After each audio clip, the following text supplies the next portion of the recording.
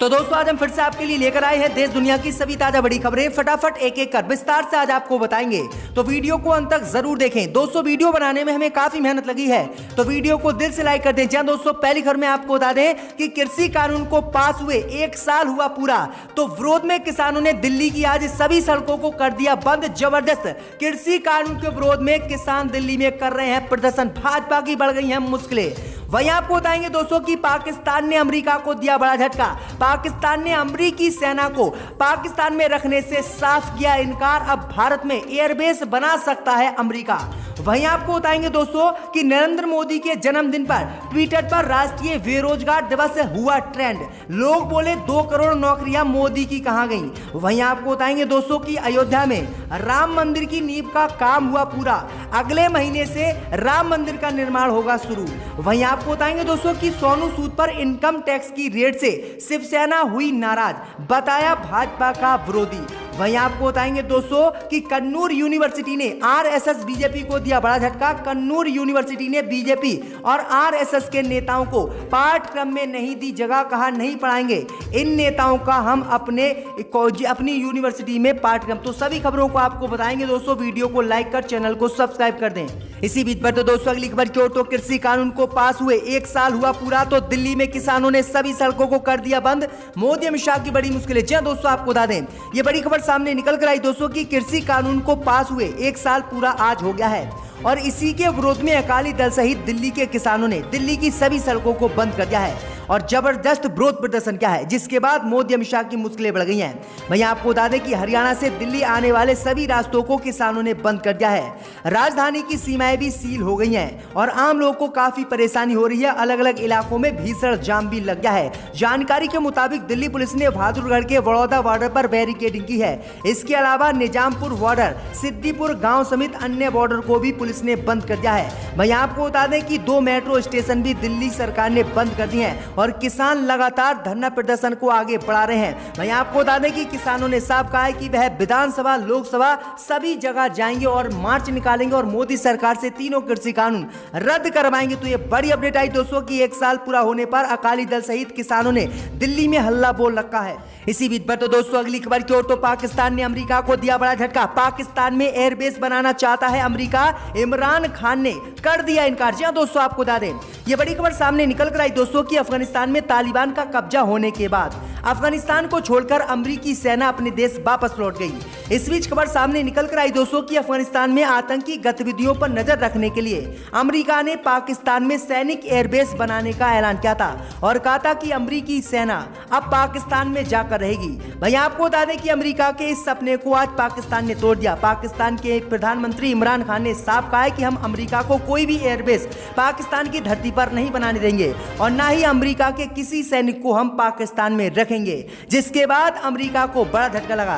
भैया आपको बता दें कि पाकिस्तान के इनकार के बाद अब मोदी सरकार ने यह हामी भर ली है और जल्द अमेरिका भारत में सैनिक एयरबेस बनाएगा और अमेरिका की सेना भारत में रहेगी और तालिबान पर नजर रखेगी। तो यह बड़ी अपडेट आई दोस्तों कि पाकिस्तान के इनकार के बाद अब मोदी सरकार भारत की जमीन पर अमेरिका का सैनिक एयरबेस बनाएगी। इसी बीच पर तो दोस्तों अगली खबर की ओर, तो मोदी के जन्मदिन पर ट्विटर पर राष्ट्रीय बेरोजगारी दिवस हुआ ट्रेंड। लोग बोले कहां गई 2 करोड़ नौकरियां, मोदी बताए। जी दोस्तों आपको बता दें कि आज प्रधानमंत्री नरेंद्र मोदी का 71वां जन्मदिन मनाया जा रहा है। इसी मौके पर बीजेपी 20 दिनों का सेवा और समर्पण अभियान चलाने की तैयारी कर रही है, तो यूथ कांग्रेस इसे बेरोजगारी दिवस के तौर पर मना रही है। प्रधानमंत्री मोदी के जन्मदिन के मौके पर राष्ट्रीय बेरोजगार दिवस नाम का टॉपिक ट्विटर पर ट्रेंड हो रहा है, जिसमें प्रधानमंत्री मोदी से 2 करोड़ नौकरियां पूछी जा रही हैं। लोग सवाल पूछ रहे हैं कि प्रधानमंत्री मोदी बताएं कि जो 2 करोड़ नौकरियां देने का युवाओं को मोदी ने वादा किया था, मोदी ने ये 2 करोड़ नौकरियां कहां पर दी,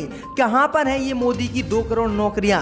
भैया आपको बता दें कि पूछने वालों की संख्या इतनी ज्यादा है कि 173 के ट्वीट्स अब तक इस पर हो चुके हैं, जिसके बाद भाजपाइयों की मुश्किलें बढ़ गई हैं। पहले नंबर पर प्रधानमंत्री मोदी का हैप्पी बर्थडे जो है ट्विटर ट्रेंड कर रहा है, जबकि दूसरे नंबर पर राष्ट्रीय बेरोजगार दिवस ट्रेंड हो रहा है और तीसरे नंबर पर यही हो रहा है। चौथे नंबर पर मोदी रोजगार दो ट्रेंड हो रहा है, जिसके बाद भाजपाइयों की मुश्किलें बढ़ गई। प्रधानमंत्री मोदी के जन्मदिन पर जबरदस्त विरोध मोदी का हो रहा है। इसी बीच पर तो दोस्तों अगली खबर की ओर, तो अयोध्या में राम मंदिर की नींव का काम हुआ पूरा, जल्द मंदिर के निर्माण का कार्य होगा शुरू।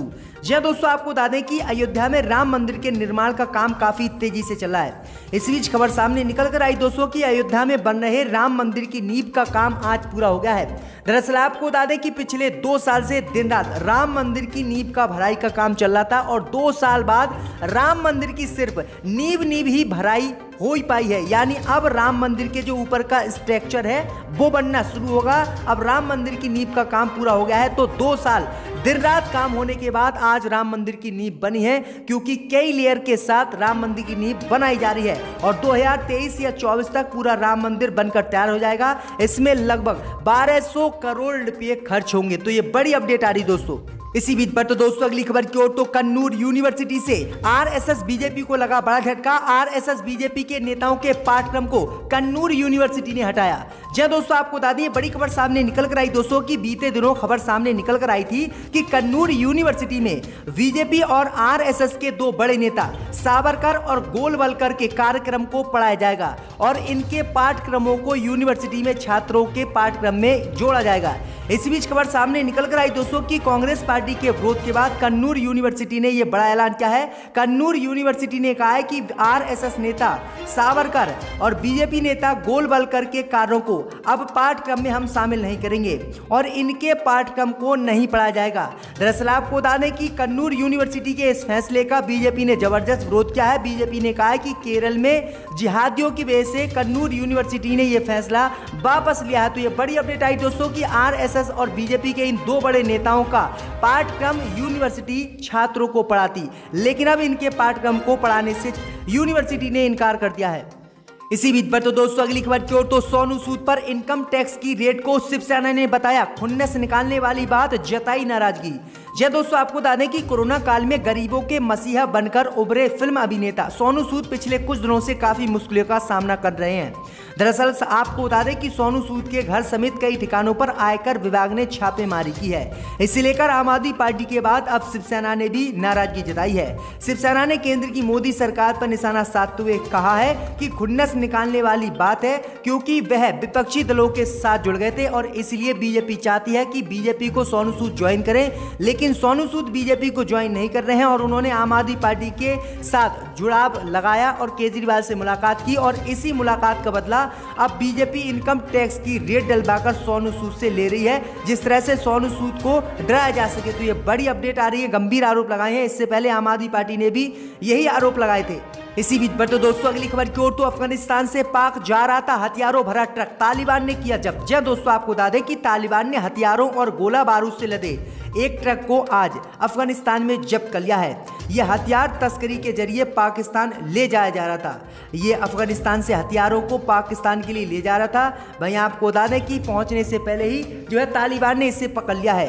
पाकिस्तानी मीडिया ने बताया है कि तालिबान ने अफगानिस्तान के कंधार प्रांत में पाकिस्तान को हथियार भेजे जाने के प्रयास को विफल कर दिया है। दिल्ली सोफाप ने बताया है कि अफगानिस्तान के हेलमंद प्रांत से आ रहे एक ट्रक को कंधार के दमन जिले में रोक लिया गया है और तलाशी के दौरान भारी संख्या में ट्रक में हथियार और गोला बारूद मिले, जिसके बाद तालिबान ने इसे जब्त कर लिया और पाकिस्तान नहीं जाने दिया है। तो ये बड़ी अपडेट आ रही दोस्तों कि जहां पाकिस्तान लगातार तालिबान की मदद कर रहा था, अब पाकिस्तान को ही आंखें तालिबान दिखाने लगा है। इसी बीच पर तो दोस्तों अगली खबर की ओर, तो केशव मौर्य ने अखिलेश पर कसा तंज, कहा रोजा इफ्तार पार्टी करने वाले अब मंदिर मंदिर घूम रहे हैं। जी दोस्तों, आपको बता दें कि उत्तर प्रदेश के उप मुख्यमंत्री केशव प्रसाद मौर्य ने समाजवादी पार्टी के अध्यक्ष अखिलेश यादव पर आज निशाना साधते हुए कहा है कि जो पहले इफ्तार पार्टियां आयोजित किया करते थे वह अब मंदिर मंदिर घूम रहे हैं। उन्होंने दावा किया है कि भाजपा की वैचारिक जीत हुई है।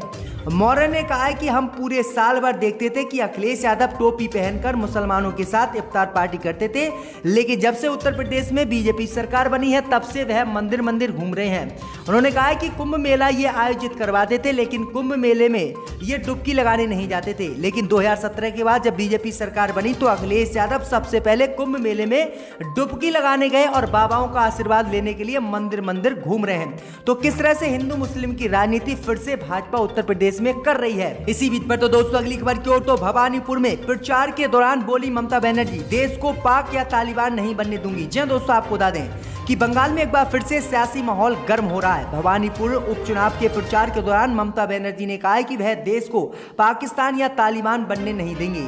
उन्होंने आरोप लगाया है कि बीजेपी कहती है कि भवानीपुर सीट से अगर टीएमसी जीत जाती है तो ये पाकिस्तान बन जाएगा। ममता ने बीजेपी को विभाजन की राजनीति करने का दोषी बताया। मुख्यमंत्री ममता बनर्जी ने कही है कि जब पश्चिम बंगाल में विधानसभा के चुनाव थे तब बीजेपी कह रही थी कि अगर पश्चिम बंगाल में टीएमसी जीत गई तो बंगाल नहीं बल्कि बांग्लादेश ये बन जाएगा और पाकिस्तान यहाँ पर राज करेगा और ममता बनर्जी पाकिस्तानियों को और बांग्लादेशियों को यहाँ पर बसाएंगी और पूरा पाकिस्तान यहाँ पर बच जाएगा। लेकिन अब भवानीपुर सीट पर उपचुनाव हो रहे हैं तो भवानीपुर सीट पर भी बीजेपी यही आरोप लगा रही कि यहाँ पर टीएमसी जीत गई तो ये सीट भी पाकिस्तान बन जाएगी। ममता बनर्जी ने कहा है कि इस तरह के बयानों को मैं झेलूंगी नहीं बल्कि भाजपा को बुरी तरह से हराऊंगी। तो ये बड़ी अपडेट आ रही दोस्तों। 6 में कि एक